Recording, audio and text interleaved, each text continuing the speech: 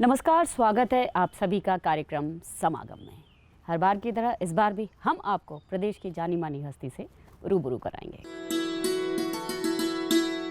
वीर रस की गाथा, शकुंतला, दुष्यंत और कालिदास के प्रेम प्रसंग और मंदिर मदिरा के बारे में आपने बहुत कुछ सुना और पढ़ा होगा, लेकिन इससे इतर आज हम उस लेखक से बात करने जा रहे हैं जिन्होंने किताबें लिखी है अपने तजुर्बों से, अपने अनुभवों से। तो नमस्कार तरुण जी, आपका हमारे कार्यक्रम में बहुत बहुत स्वागत है। तो सर, हम आपसे जानना चाहेंगे आपके बुक्स के बारे में जो आपने लिखी है। सर, मैं जानना चाहूँगी कि जो आपकी बुक्स है उसमें अगर हम देखें तो आप जिस परिवेश से आते हैं, एक स्ट्रगल करके एक बड़े शहर में आए और फिर आपने आज जो अचीव किया है, उसमें जो आपका स्ट्रगल है उसको आपने अपने किताब में पिरोने की कोशिश की, ऐसा मैं कह सकती हूँ। कुछ हद तक ऐसा कह सकते हैं। ये बात सही है कि कैसे एक व्यक्ति स्ट्रगल करता है, कैसे आगे बढ़ता है और कैसे वो आगे आ सकता है। मैंने बहुत सारे हमारे, चाहे हम शिक्षकों की बात कहें, रोल मॉडल्स की बात कहें, सीनियर्स की बात कहें, जिनको देखा, जिनसे सीखा, जिनसे प्रेरणा ली और हमेशा आगे बढ़ने का प्रयास किया। तो मुझे लगता है कि इसकी लेगेसी जो है या इसकी शिक्षा जो है, ये बहुत सटल वे में हमको दूसरों को देना चाहिए ताकि वो मोटिवेट हो सकें, ताकि वो आगे बढ़ सकें। जैसे बुक लिखने की ही बात है, मैं कभी छोटी मोटी कविता एक दो लिखी होगी तो उससे मुझे बड़ा एनकरेजमेंट मिला कि मैं लिख सकता हूँ। फिर कहीं मैगज़ीन में जो हमारे कॉलेज की है या जब मैं ट्रेनिंग कर रहा था उस समय जो मैगज़ीन निकली उसमें एक दो लेख लिखे, तो मुझे लगा कि लिखना इतना मुश्किल भी नहीं है, हम प्रयास कर सकते हैं। बहुत अच्छे लेखक होना तो बहुत दूर की बात है, लेकिन उस प्रयास को रोकना नहीं चाहिए। तो उससे एक बुक बन गई, फिर एक और बुक बन गई, फिर एक और बुक बन गई और अब एक, मुझे लगता है एक और बेहतर प्रयास हुआ एक और बुक लिखने का। तो ये छोटे छोटे से जो हम चीज़ें करते हैं उनसे ये कुछ हो पाता है, एक बड़ी चीज़ बन पाती है। और मुझे ऐसा लगता है कि जो आने वाले जनरेशन हैं, जो अभी बच्चे बड़े हो रहे हैं और जो ख़ास तौर से बहुत कठिन परिस्थितियों में बड़े होते हैं, वो इसको देख के आगे बढ़ें, ये मेरा हमेशा उद्देश्य रहता है। तो जैसे जो हम आई एम पॉसिबल बुक की बात करें, किन उम्र के लोगों के लिए ये बहुत अच्छी किताब साबित होगी? मुझे लगता है स्टूडेंट्स 12वीं के बाद के जो भी हैं, वैसे तो सबको अच्छी लगना चाहिए, लेकिन जो 9वीं 10वीं 11वीं 12वीं से बच्चे अपना कुछ उद्देश्य लेके आगे बढ़ने का प्रयास करते हैं और उसके बाद भी जो नौकरियों के लिए तैयारी कर रहे हैं, मैनेजमेंट के लिए सभी, तो उन सबको ये बुक कुछ ना कुछ देगी, कुछ ना कुछ मदद करेगी, ऐसा मेरा विश्वास है। और जो आपकी सर सेकंड बुक है happiness, a new model of human behaviour, तो इसमें हमने जो देखा है कि इसमें आपने लव की बात करी है, पैट्रियटिज्म की बात की है कि जिसमें लोग खुशी ढूंढ सकते हैं, लेकिन इसी में एक गिल्ट और सेल्फिशनेस की बात की, उसमें कैसे खुशी ढूंढ सकते हैं, ये इस बारे में आप थोड़ा सा कुछ बताएं। एक्चुअली हैप्पीनेस उसकी थीम है और मैंने जो भी देखा वो वैसे तो एक साइकोलॉजी का कह सकते हैं, एक पेपर लिखना मैं प्रयास कर रहा था। तो उसमें मैंने ये पाया कि व्यक्ति कैसा भी हो, उसका एक ही इमोशन सबसे ज़्यादा डोमिनेंट होता है, वो हैप्पीनेस। वो हर चीज़ को शेयर करना चाहता है। यदि वो दुखी है तो आज आप देखेंगे कि फेसबुक पे वो अपने दुख को भी शेयर करता है और यदि वो खुश है तो उसको भी शेयर करता है। इन सब के पीछे उद्देश्य क्या होता है? इन सब के पीछे उद्देश्य है कि वो एक्सप्रेस कर सके। उस एक्सप्रेशन से उसको मिलता क्या है? उसको हर एक एक्सप्रेशन से खुशी मिलती है और इसलिए हैप्पीनेस उसका नाम था, a new model of human behaviour.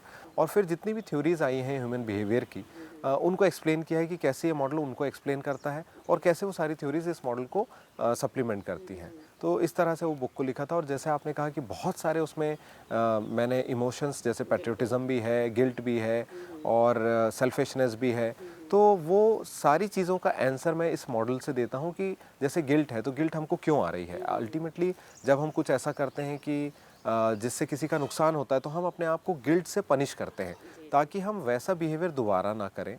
और जब हम वैसा बिहेवियर दोबारा नहीं करेंगे तो हम एक दूसरे को नुकसान नहीं पहुंचाएंगे और इससे ह्यूमैनिटी का लाभ है, इससे हम लोग आगे बढ़ते हैं और इससे ही हम जिंदा रह पाते हैं। नहीं तो एक दूसरे को हम नुकसान पहुंचा के सबको ख़त्म कर सकते हैं और उसी से फाइनली हैप्पीनेस निकलती है। तो ऐसे मैंने उसको समझाया हुआ। और सर, अभी जो आपकी हाल ही में बुक पब्लिश हुई है, द बैटल अगेंस्ट कोविड, जब आप यहाँ भोपाल में कलेक्टर थे और उस समय आपने फर्स्ट वेव को देखा और एक फ्रंट लाइन वॉरियर के रूप में आपने काम किया था, वो एक्सपीरियंसेस आपने उसमें शामिल किए हैं और उसमें आपने किन-किन बातों को शामिल किया है? ये किताब मेनली इस बात की है कि कैसे भोपाल में जो ज़िला प्रशासन था उसने अपने इन चैलेंजेस को डील किया। जब ये वायरस आया था तो किसी को नहीं मालूम था कि ये किस तरह का वायरस है, कैसे फैलता है, क्या होता है। बस थोड़ा-थोड़ा सबको आइडिया था कि जहाँ बहुत भीड़ रहती है, लोग आपस में मिलते हैं तो फैलता है, हाथ नहीं मिलाना चाहिए। तो नमस्कार अभियान से प्रारंभ किया 2-3 महीने पहले कि अब हाथ नहीं मिलाएंगे, नमस्कार करेंगे।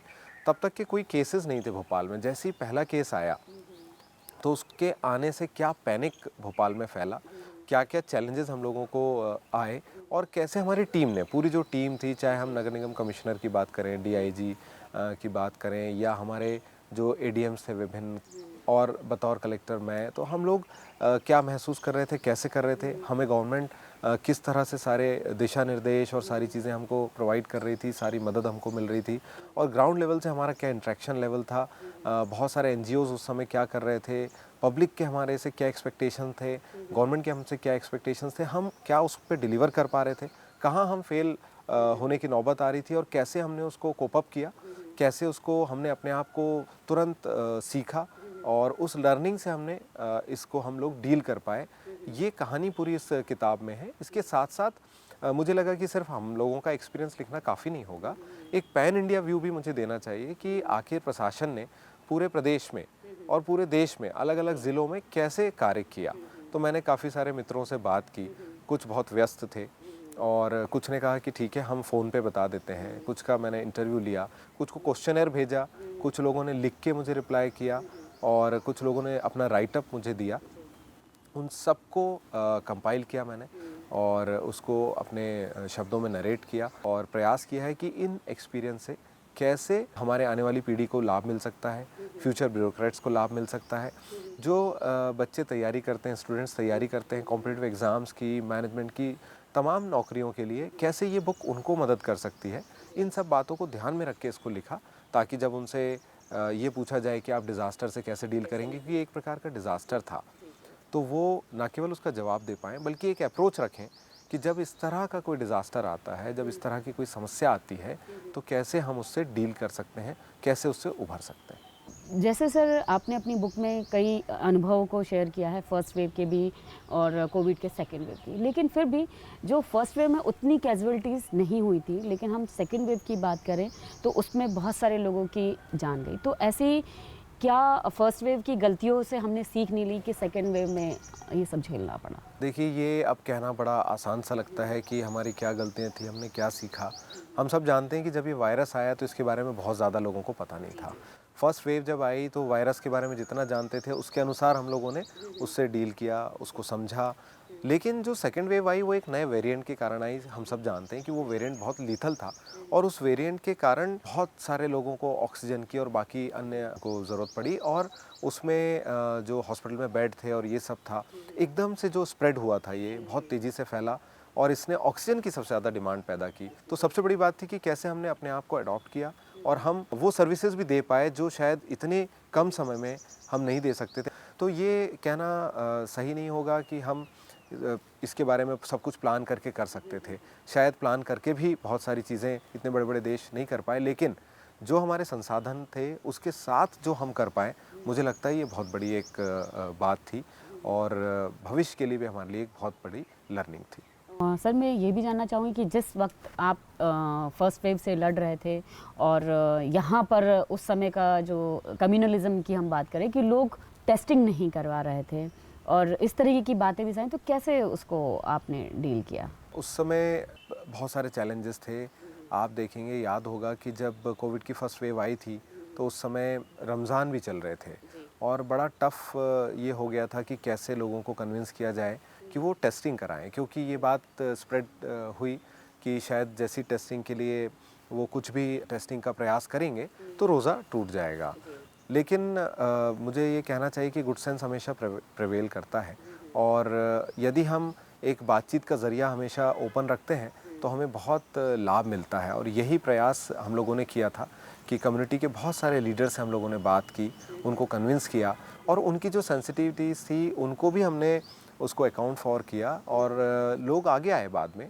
हमने फिर ये किया कि शाम को हम लोग टेस्टिंग करने लगे। तो वहीं जो चैलेंजेस थे वो अपॉर्चुनिटी तो नहीं कहूँगा, लेकिन वो बड़े स्मूथ हो गए। जी, और वहीं सर मास्क की भी बात की थी, मास्क भी लोग लगाना नहीं चाहते थे, जबकि वो मैंडेटरी था कि आप मास्क लगाइए तो आप कोविड से बच पाएंगे। तो उसमें भी कई जगह दिक्कतें आई, कई चुनौतियों का सामना तो आपने किया ही होगा, और कई जगह फाइन भी इम्पोज करना पड़ा आपको। तो ये कैसे किया? देखिए, ये बात सही है कि आप एकदम से जब किसी को भी कहते हैं उसका बिहेवियरल चेंज एक दिन में नहीं होता। जी, जी। और मास्क वेयर करना एक ऐसा बिहेवियरल चेंज था। जो लोग समझदार हैं, पढ़े लिखे हैं और जिन्होंने दुनिया में काफ़ी घूमा है, देखा है और जो बहुत रेस्पॉन्सिबली बिहेव करते हैं, उनके लिए आसान था। जब आप कहते हैं कि मास्क पहनिए तो उन्होंने मास्क पहन लिया। लेकिन एक बहुत बड़ी जनता जिसकी सबसे बड़ी परेशानी ये थी कि रोज़ रोज़ मास्क कैसे खरीदे, जी। और वो 10 रुपए का, 20 रुपए का, 25 रुपए का मास्क रोज़ लोग कैसे खरीद पाएंगे, वो एक बहुत बड़ा चैलेंज था। तो उसके लिए बहुत सारी वॉलंटरी संस्थाएं आगे आईं जिन्होंने मास्क डोनेट किए, हम लोगों ने भी मास्क डोनेट किए। कहीं कहीं पे हम लोगों को फाइन करना पड़ा, कहीं कहीं पे लोगों को दंडित करना पड़ा, जी। लेकिन उन सब के साथ लोगों ने इस बिहेवियर को अपनाया और एक बड़े तौर पे देखने में आया कि लोग मास्क पहनने लगे और उससे इसके स्प्रेड में काफ़ी रोकथाम। और एक अच्छी बात भी ये हुई कि लोगों को एक नया रोजगार भी मिला मास्क बनाने का, ये एक अच्छी बात हुई इस दौर में अगर देखा जाए तो। बिल्कुल सही बात। सर, हम आपकी तीनों बुक्स की बात करें, चाहे वो आई एम पॉसिबल हो या हैप्पीनेस की बात करें या द बैटल अगेंस्ट कोविड की बात करें, तो इसमें जितनी भी चीज़ें आपने लिखी है, तो क्या आपको ऐसा लगा कि आपने अपने इस पूरी लाइफ में कुछ ना कुछ जो गलतियां की हो और उन गलतियों से आपने कुछ सीखा हो और सीख कर फिर उसमें आपने उस बात को डालने की कोशिश की हो? क्या हम ऐसा सोच सकते हैं? देखिए, गलतियों से तो हमें ज़रूर सीखना चाहिए और मैं भी प्रयास करता हूँ कि हर गलती से मैं सीखूं और ऐसा भी नहीं हो सकता कि गलतियाँ करना बंद कर दूँ। रोज़ शायद हम गलतियाँ करते हैं, मैं तो करता ही हूँ और प्रयास करता हूँ कि उन गलतियों से मैं सीख सकूँ। तो ये लेखन में भी मैंने ये प्रयास किया है कि जो जीवन में दूसरों की गलतियों से मैंने सीखा, जो खुद की गलतियों से सीखा और जो हमको सिखाया गया, उन सब को पिरो के अपने एक्सपीरियंस में साझा कर सकूं। और इसीलिए मुझे लगता है कि भले ही हमसे गलतियां हो रही हों, लेकिन उससे सीख के हमको कोप अप करना चाहिए। सर, अब आपने जो बताया कि गलतियों से ही सीख लेते हैं और सीखते जाते हैं, तो आपने भी क्या ऐसी कोई गलती की हो कि जिससे लोग उससे सीख लें? गलतियों से सीखने की जो आपने बात कही है, मैं ये बताना चाहूँगा कि बहुत सारी ऐसी गलतियाँ इस बुक में मैंने बताई हैं जो हमसे हो सकती थी या जो हमसे हुई, और उससे हमने क्या सीखा और कैसे उससे अपने आप को सीख के हमने एडजस्ट किया और हम इसको डील कर पाए। बहुत सारी जीवन में बहुत सारी गलतियाँ हम लोगों से होती हैं, मुझसे भी गलतियाँ होती हैं और रोज़ होती हैं। तो मुझे लगता है उससे हमें सीखना चाहिए। और बहुत बड़ी एक गलती मैं ये कहूँगा, उसे गलती नहीं कहूँगा कई बार क्योंकि रिपीट होता है, जो हमारी टीम है, बुक में भी मैंने लिखा है, कई बार हमारी टीम की सेंसिटिविटी जो रहती है, हमारे साथ जो कार्य करने वाले साथी हैं, वो बहुत मैटर करते हैं। बिना अच्छी टीम के आप कुछ भी अचीव नहीं कर सकते।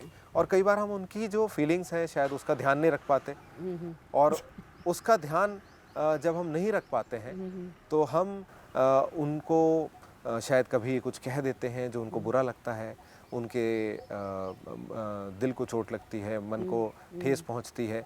तो हमें उन सेंसिटिविटीज़ का ध्यान रखना चाहिए क्योंकि टीम सबसे इम्पॉर्टेंट होती है, ह्यूमन रिसोर्स सबसे इम्पॉर्टेंट होता है। यदि आपकी टीम कोहेसिव है, यदि आपकी टीम एक साथ चल रही है, तो दुनिया की कितनी भी बड़ी तकलीफ आ जाए, आप उसका समाधान निकाल सकते हैं। सर, मैं आपकी अभी जो नई किताब है द बैटल अगेंस्ट कोविड के बारे में अगर बात करूं, तो जो नीति आयोग के सीईओ अमिताभ कांत जी ने भी उसकी तारीफ़ की है।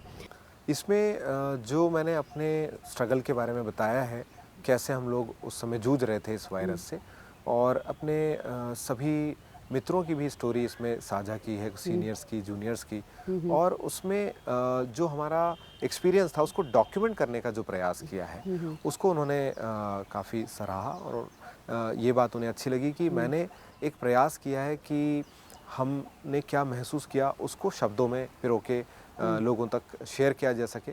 आने वाले बहुत समय में जब भी किसी को रेफ़र करना होगा कि कोविड के समय में ब्यूरोक्रेट्स ने क्या काम किया, ज़िलों में क्या काम हुआ, ये एक अच्छा कंपाइलेशन है जो उन लोगों के काम आए। जी, तो सर यहाँ हम एक छोटा सा ब्रेक लेते हैं और ब्रेक के बाद हम आपके वर्तमान विभाग के बारे में कुछ बातें शेयर करेंगे।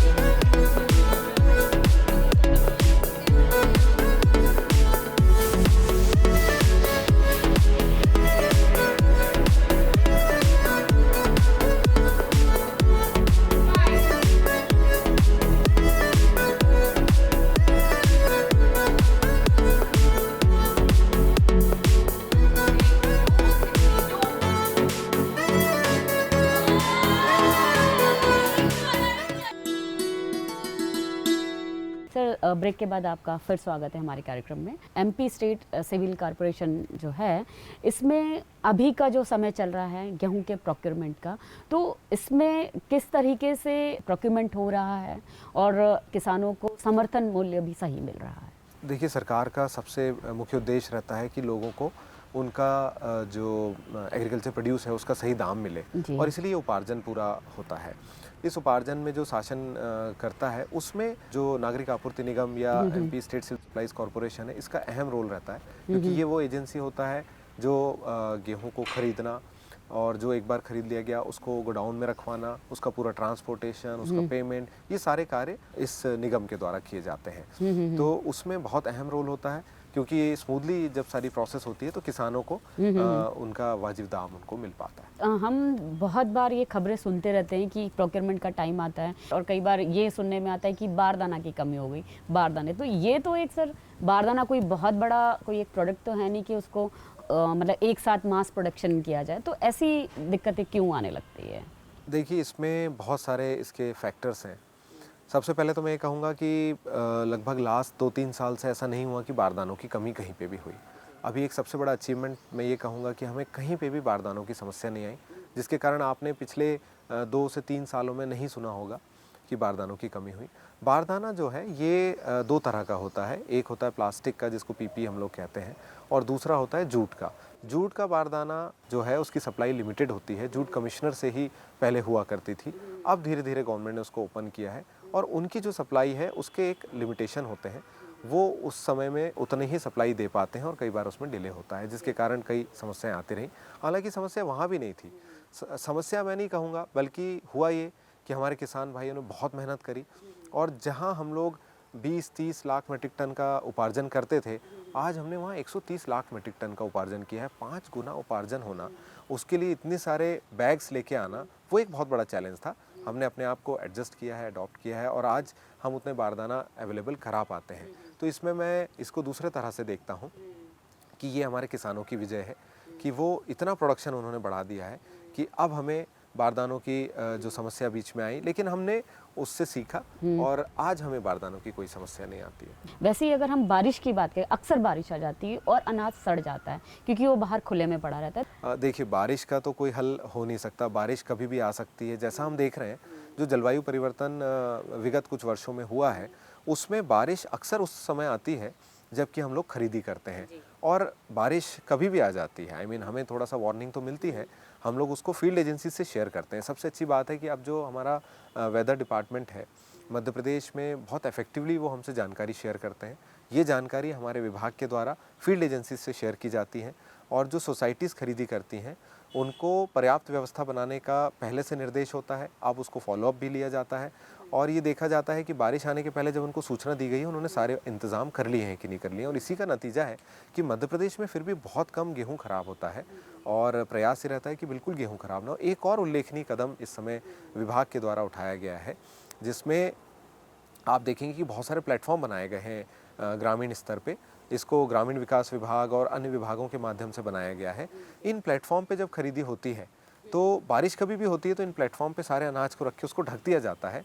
तो जो कई बार लो लाइंग एरियाज़ में अनाज पड़ा होने के कारण, पानी भराव के कारण, जल भराव के कारण ख़राब होता था, उसकी संभावना काफ़ी कम कर दी गई है। पर प्रयास ये है कि बिल्कुल ख़राब ना हो। जैसे आप देखेंगे, अभी पैडी सीज़न गया है, हम लोगों ने 45 लाख मीट्रिक टन से ज़्यादा पैडी खरीदी, जो रिकॉर्ड है अभी तक का, आज तक का मध्य प्रदेश में, और उसमें थोड़ी सी भी पैडी हमारी ख़राब नहीं हुई बारिश से, जबकि 2-3 बार बारिश हुई और काफ़ी ज़्यादा बारिश हुई। तो मुझे लगता है ये एक हमारा अचीवमेंट है। आप ही के विभाग की बात करें कि ई उपार्जन एक डिजिटल पोर्टल बनाया गया है, तो इसमें हम देखते हैं कि हम अपनी खुद की भी बात करें कि हम कोई भी सरकारी जो वेबसाइट्स होती है उसके थ्रू हम अपने आप को रजिस्टर कराना चाहते हैं, या कोई हम उसकी लाभ लेना चाहते हैं, तो हम इतने आसानी से नहीं ले पाते हैं, और हम खुद से तो अपने मोबाइल से तो नहीं कर पाते, हमें उसके लिए बाहर जाना होता है, किसी ऑनलाइन पोर्टल की जो शॉप होती है वहाँ जाके तब हम उसको कर पाते हैं। तो किसानों के लिए ये कितना उसका लाभ ले पाते हैं ई पोर्टल का? देखिए, ई पोर्टल इसलिए बनाया गया कि उसका लाभ किसानों को हो सके। अब जिस तरह का वॉल्यूम हो गया है, हम ये नहीं कह सकते कि सिर्फ रजिस्टर में या मैनुअली उसको किया जा सके। लाखों किसान आते हैं अपना उपज बेचने के लिए, तो वो सॉफ्टवेयर से ही संभव है। सॉफ्टवेयर बहुत अच्छे बनाए गए हैं, लेकिन रोज हमें उसको भी परिवर्तन करने की आवश्यकता रहती है। नई नई डिमांड्स आती हैं, उन डिमांड्स को मीट करने के लिए सॉफ्टवेयर में चेंजेस होते हैं। इसका उद्देश्य सिर्फ ये है कि किसानों को लाइन में ना लगना पड़े, किसानों को परेशानी ना हो। हाँ, कभी कभी इंटरनेट की तकलीफ या कहीं पे किसी और तरह का पोर्टल में समस्या ये आती है, तो अब हम लोग ये भी प्रयास कर रहे हैं, हमारी टीम को हम लोग फील्ड में भेजते हैं कि आप जाइए, बतौर किसान आपको क्या समस्या आती है उसको आप समझिए और उसको डील करने का प्रयास करिए। इसलिए इतने सारे कियोस्क को और सबको भी अब ओपन किया गया है कि वो लोगों की मदद कर सकें और उनको पंजीयन में और पूरे उपार्जन प्रक्रिया में कहीं परेशानी ना। सिविल कॉर्पोरेशन के जब डायरेक्टर थे उस वक्त हमने देखा कि आपने कई लोगों के जो नाम है, फर्जी नाम राशन कार्ड में जुड़े हुए थे, उसको आपने रिफाइन किया आपने और जेन्युइन नामों को जोड़ा आपने, तो वो कैसे किया? ये एक बहुत ही सेटिस्फाइंग एक्सपीरियंस रहा।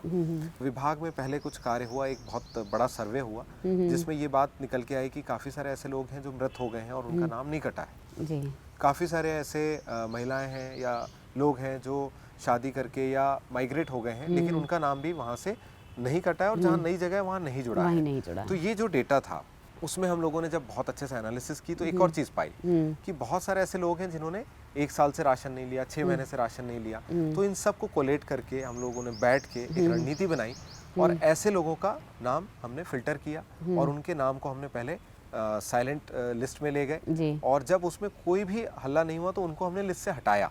तो आप विश्वास नहीं करेंगे कि 1 करोड़ से ज़्यादा नाम उस समय हट पाए और आप सोचिए कि 1 करोड़ नाम का डिलीट करना कितनी बड़ी बात थी, कितना ह्यू एंड क्राई, कितनी लॉ एंड ऑर्डर की स्थिति बन सकती थी, लेकिन एक व्यक्ति ने भी कंप्लेन नहीं की और उसके बाद हम लोगों ने 40 लाख लोगों का नाम जोड़ा और ये एक बहुत जैसे मैंने कहा बहुत सेटिस्फाइंग एक्सपीरियंस था, क्योंकि इसमें वो तमाम लोग जो सरकारी दफ्तरों के चक्कर लगाते थे कि उनका नाम जुड़ जाए, उन सब के नाम जुड़ गए और आज सबको राशन मिल रहा है। तो ये एक बहुत बड़ी उपलब्धि मुझे लगता है उस समय। तो ये सर उपलब्धि हम कह सकते हैं कि ये आधार कार्ड की वजह से हुई, क्योंकि आधार ही एक ऐसा है, एक जरिया है जिसको हम पूरे देश में कहीं भी हम उसको ट्रेस कर सकते हैं कि ये एक ही इंसान का है। आप क्या समझते हैं? आप बिल्कुल सही कहना है आपका। आधार ने हमें इस बात की मदद करी कि कितने ऐसे लोग हैं जिनका आधार उसमें सीडेड नहीं है या कितने ऐसे लोग हैं जो एक ही आधार पे अलग अलग जगह से राशन ले रहे हैं। तो इससे फिल्टर करना बहुत आसान हो गया और उसके आधार पे जो डुप्लीकेट आधार थे या 3-3 जगह से राशन ले रहे थे उनको फिल्टर आउट किया जा सका। लेकिन एक और इसका बहुत बड़ा लाभ हुआ, आपने देखा होगा कि अब व्यक्ति यदि अपने प्रदेश में नहीं है तो कहीं और से भी राशन ले सकता है, दूसरे प्रदेश में जाके राशन लेने की संभावना बन गई। ये सिर्फ इसलिए हुआ क्योंकि आधार सीड करने की जो बात कही गई, केंद्र सरकार से हमको निर्देश मिला और आधार सीड होने के बाद ये व्यक्ति कहीं पे भी जाके अब राशन ले सकता है। तो one nation one ration card, उससे लोगों को बहुत लाभ हुआ। जी, आपने हमारे इस कार्यक्रम में आप आए और आपने कई बातें शेयर की। आपने कोविड से जो लड़ाई लड़ी और लोगों के जो एक्सपीरियंस उसको आपने शेयर किया, और दूसरा आप जिन भी विभागों में रहे और आपने जो नवाचार किए और आप कर रहे हैं उसके बारे में भी आपने बहुत सी बातें की। तो आपका बहुत बहुत धन्यवाद। धन्यवाद। लेकिन मैं आपको ये भी बताना चाहूँगा कि आपका ये जो प्रयास है ये बहुत उल्लेखनीय है, ये बहुत तारीफ़ काबिल है, क्योंकि आप एक ऐसे ब्रिज का कार्य कर रहे हैं। जो व्यक्ति कुछ भी करता है, ना केवल मैं बल्कि बहुत सारे मुझसे बहुत अच्छे व्यक्ति जिन्होंने बहुत अच्छे अच्छे कार्य किए हैं, उन कार्यों को जब आप जन जन तक ले जाते हैं तो वहाँ पे जो एक बैठा हुआ आम व्यक्ति है, एक आम स्टूडेंट है जो अपने जीवन में कुछ करना चाहता है, वो बहुत मोटिवेटेड फील करेगा। उसको जब ये बातें पता लगेंगी तो इससे उसके जीवन में काफ़ी अमूलचूल परिवर्तन आएगा। उसके लिए मैं आपका धन्यवाद देता हूँ। तो आज के कार्यक्रम में बस इतना ही। अगले हफ्ते हम फिर हाजिर होंगे किसी और नई शख्सियत के साथ। तब तक मुझे और मेरी पूरी टीम को दीजिए इजाज़त। नमस्कार।